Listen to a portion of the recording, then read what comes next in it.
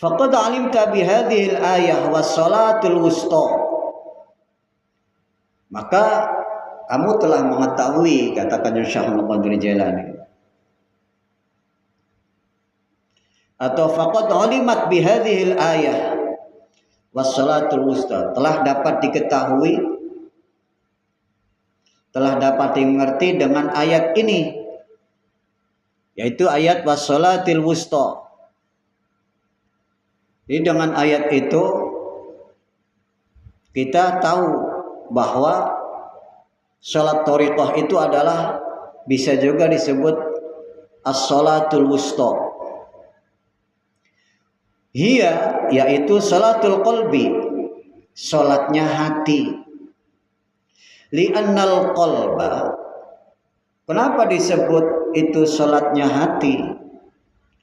Salat wusta, salat pertengahan, salat yang ada di tengah-tengah, itu disebut salatul qalbi.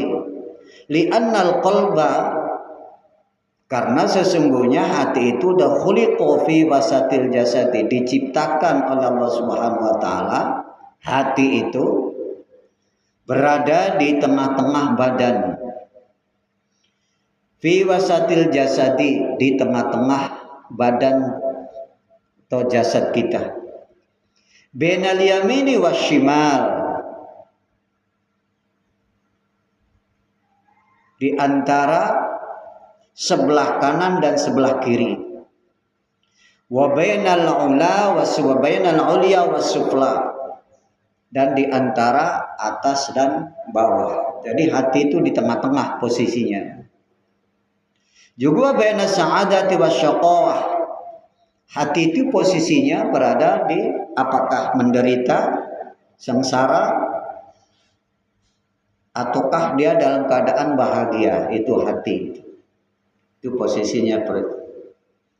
Kama qala alaihi salatu wassalam, inna quluba bani adama baina asbu'aini min asabi'ir rahman yuqallibuha kaifa yasha. Sebagaimana juga hadis atau sabda baginda Nabi Muhammad SAW, inna quluba bani adama baina asbu'aini min asabi'ir rahman yuqallibuha kaifa yasha. Yang artinya bahwasanya hati Bani Adam itu, manusia itu terletak di antara dua jari min asabi'ir rahman, dari beberapa jari Allah Subhanahu wa taala. Yuqallibuha, yang Allah Subhanahu wa taala menggerakkannya hati itu kaifa yasha, bagaimana terserah apa maunya Allah Subhanahu wa taala. Jadi hati Bani Adam, hati manusia itu baina asbu'aini, di antara dua jari min asabi'ir rahman, dari beberapa jari Allah Subhanahu wa taala. Tetapi yang dimaksud dua jari itu apa? Apakah Allah Subhanahu wa taala punya jari seperti kita? Itu nggak boleh, itu seperti itu. Nggak boleh. Allah Subhanahu wa taala disamakan dengan makhluk. Karena sifat Allah itu mukhalafatuhu lil hawadithi, berbeda dengan makhluk. Itu enggak boleh. Tapi yang dimaksud asbu'ain, dua jari Allah itu adalah sifatil qahri wal lutfi, dua sifat Allah Subhanahu wa taala, yaitu sifat karpe Allah Subhanahu wa taala, maunya Allah Subhanahu wa taala tanpa batas.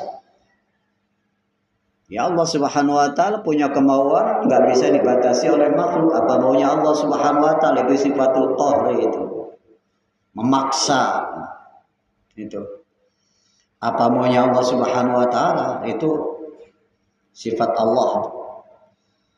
Wal lutfi, dan kelembutan Allah Subhanahu wa taala, kehalusan Allah Subhanahu wa taala untuk segala makhluk. Qahrun juga untuk segala makhluk. Lutfun juga.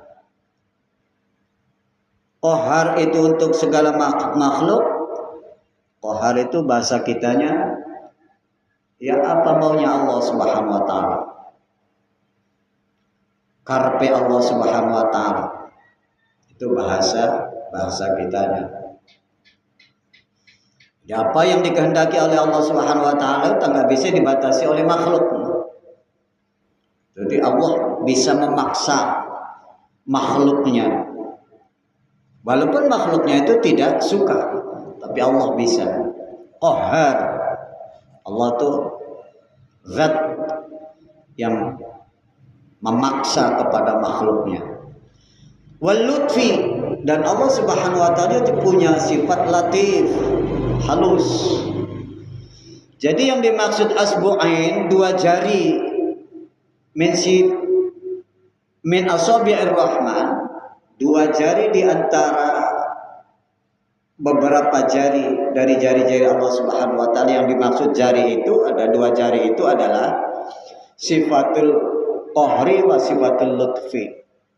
Sifat Allah Subhanahu wa taala al-qahru, yakni al-qahhar, wal lutfu al-latif atau al-latif, itu sifat Allah Subhanahu wa taala. Jadi bisa memaksa, bisa juga halus. Jadi hati seseorang itu, inna quluba bani Adam baina usbu'aini, bahwa hatinya bani Adam, hatinya manusia itu di antara dua jari Allah Subhanahu wa taala, di antara kehendak Allah Subhanahu wa taala. Apakah Allah Subhanahu wa taala memberikan kehalusannya, kelatifannya, atau Allah Subhanahu wa taala memaksa dengan menggunakan sifat qaharnya. Jadi kaifa yasha, bagaimana kehendak Allah Subhanahu wa taala, apa yang dimaui oleh Allah Subhanahu wa taala. Maka hati manusia itu apakah sa'adah, apakah syaqawah, apakah bahagia, apakah senang, itu hakikatnya adalah Allah yang ngatur. Sungguh pun manusia tidak mau sengsara, tidak mau mendapatkan kondisi terburuk, tapi kalau sudah menghendaki, ya tidak ada yang bisa menghalang-halangi. La mani alima a'taita, atau la mani alima a'ta. Tidak ada yang bisa menghalangi kalau Allah Subhanahu wa taala memberikan. Begitupun juga wala mu'tiya lima mana'ata. Wala mu'tiya lima mana'a ahadun. Tidak ada yang bisa menghalang-halangi kalau Allah sudah menganugerahkan, kalau Allah sudah menghendaki. Itu Masya Allahu kana wa ma lam yasha lam yakun.